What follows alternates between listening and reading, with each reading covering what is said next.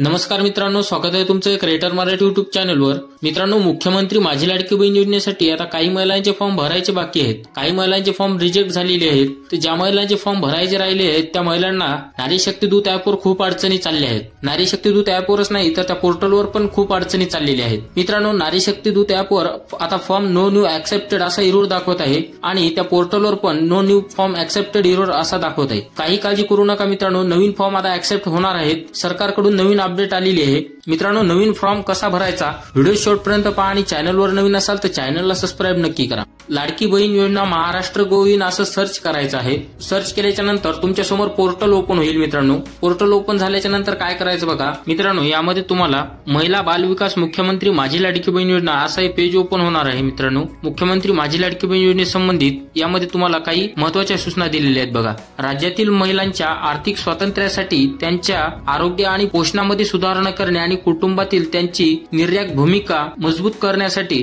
महाराष्ट्र राज्याची मुख्यमंत्री माझी लाडकी बहीण योजना सुरू करण्यास महाराष्ट्र शासनाने 28 जून 2024 रोजी मान्यता दिलेली आहे। या योजनेमार्फत महाराष्ट्रातील 21 ते 65 वयोगटातील पात्र महिलांना दरमहा 1500 रुपये असा आर्थिक लाभ डीबीटी द्वारा देण्यात येणार आहे। यामध्ये तुमची पात्रता बघा, महाराष्ट्र राज्याचे रहिवासी असणे आवश्यक, राज्यातील विवाहित, विधवा, घटस्फोटित, परिपक्वता आणि निराधार महिला तसेच कुटुंबातील केवळ एक विवाहित महिला, किमान वयाची 21 वर्षे पूर्ण, कमाल वयाची 65 वर्षे पूर्ण होईपर्यंत या योजनेचा लाभ मिळणार आहे। लाभार्थ्याचे स्वतःचे आधार लिंक असलेले बँक खाते असावे। लाभार्थी कुटुंबाचे वार्षिक उत्पन्न 2.5 लाख रुपयापेक्षा जास्त नसावे। मित्रांनो, हे सरकारकडून तुमच्यासाठी या योजनेबद्दलची माहिती होती बघा। मित्रांनो, यामध्ये अर्ज प्रक्रिया बघा कशी दिलेली आहे। ज्या महिलांना ऑनलाईन अर्ज करता येत नसेल त्यांना अंगणवाडी सेविका, पर्यवेक्षिका, मुख्य सेविका, सेतू सुविधा केंद्र, ग्रामसेवक, समूह संसाधन व्यक्ती, सीआरपी, आशा सेविका, वार्ड अधिकारी, सिटी मिशन मॅनेजर, मानपा बालवाडी सेविका, मदत कक्ष प्रमुख, आपले साकार सेवा केंद्र यांच्याकडे ऑनलाईन ऑफलाईन अर्ज भरण्याची सुविधा उपलब्ध असणार आहे। या अर्जासाठी कोणत्याही प्रकारचे शुल्क आकारले जाणार नाहीत। अर्जदाराचे नाव, जन्मदिनांक, पत्ता याबाबतची माहिती आधार कार्ड प्रमाणे अचूक भरण्यात यावी। बँकची तपशील व मोबाईल नंबर अचूक भरावा अशी बाब तुम्हाला शासनाने दिलेली आहे। मित्रांनो, यानंतर तुम्हाला काय करायचं बघा। मित्रांनो, सर्वात पहिले तुम्हाला काय करायचं आहे, या पोर्टलवरती तुम्हाला तुमची आयडी बनवायची आहे। आयडी बनवल्याच्या नंतर मित्रांनो तुम्हाला अर्जाची तपशील भरायची आहे। ज्या महिलेचा फॉर्म भरायचा आहे तो फॉर्म यामध्ये पूर्णपणे भरायचा आहे। आणि यामध्ये मित्रांनो सर्वात महत्त्वाची गोष्ट म्हणजे ज्या महिलेच्या आधारला मोबाईल नंबर लिंक आहे त्याच महिलेचा फॉर्म यावरती अपलोड होणार आहे। No new form accepted error असा त्यांना दाखवणार नाही, फक्त याच महिलांसाठी हे लागू असणार आहे।